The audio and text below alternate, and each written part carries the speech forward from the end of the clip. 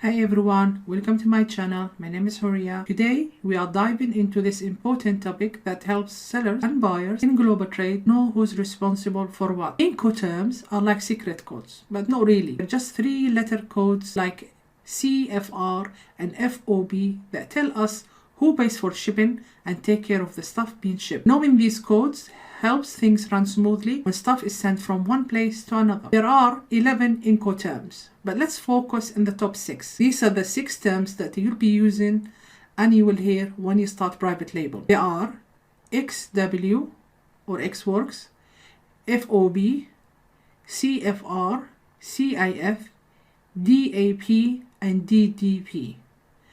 Each one tell us different things about who does what and who pays for what when things are sent between people or companies. Xworks, if we want to imagine how it works, imagine you buying something from someone's house. With Xworks, it's like saying, I'll buy it, but I have to go to your house to pick it up.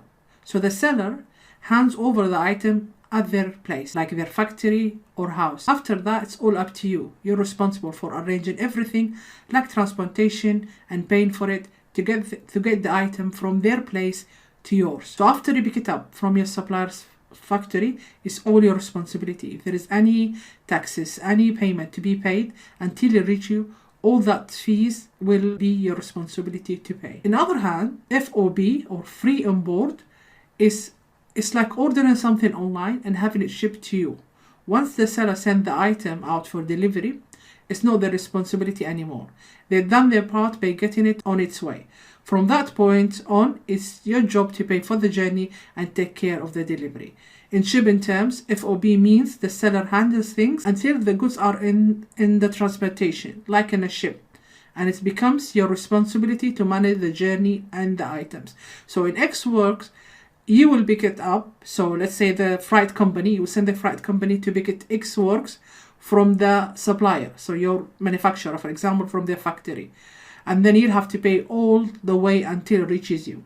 From FOB, the supplier will take it to the ship. So they'll be free on board, which means they will put the goods on the shipment, let's say on the ship, and then from the shipment until it arrives to you, you're responsible for the rest of that cost. Then there is another 2 terms, and these are CFR, cost and freight.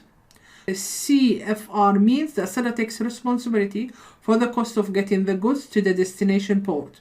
So from the supplier all the way to the destination port. They cover the expenses to transport the goods to the port of destination. However, once the goods are on the ship ready to go, buyer takes over and manage further costs like unloading and transportation to the final destination. CIF, on the other hand, is cost, insurance, and freight. Now, it's the same thing as CFR, including the insurance. So CIF is like CFR, but with added layer of security. With CIF, the seller not only covers the cost to goods to the destination port, but also arrange insurance for the goods during transit. Once on the ship, the buyer handles additional expenses like unloading and transportation to the final destination, but with the added security of insurance provided by the seller. Okay? Remember, these codes decided who is responsible for the stuff at different times, like when it's on a ship or at a certain place. The last 2 terms, which is very important, is to do with the duty. So the taxes, who pays the taxes.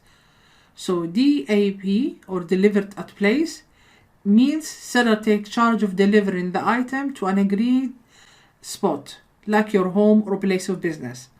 They handle transportation until it reaches that place. However, once there, you take over, which might mean paying for any further costs or taxes. Okay, so they will deliver it at your place, but you have to pay the taxes.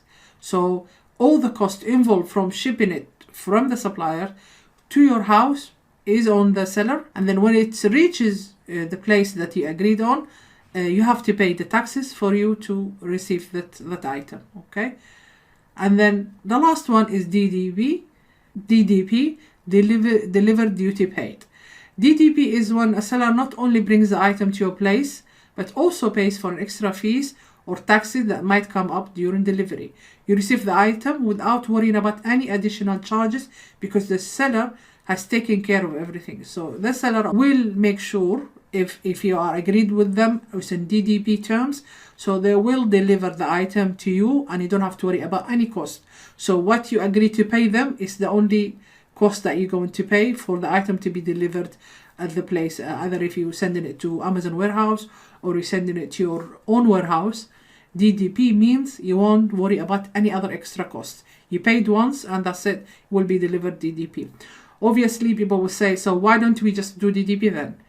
Sometimes it's actually, if you got an offer of the DDP cost, you will find that if you actually pay your taxes yourself, it works out cheaper than you actually getting the supplier to deliver it to your place of business or the warehouse. So all these costs, it depends. It depends the cost. It depends from each quote will have different costs. So at each time he might use one term than another. But I wouldn't use DDP, DAP, or FOB. Most people use FOB, which is free on board. It reaches the destination, and then you have to worry about the taxes. After that, when you reach the country, let's say if you're sending it to the US or you're sending it to the UK, then you worry about this taxes when it arrive at port. Okay. Knowing Incoterms is super important for your business. It helps you figure out the best way to move your goods around. When you start your private label business and start importing, you will be overwhelmed with so many terms.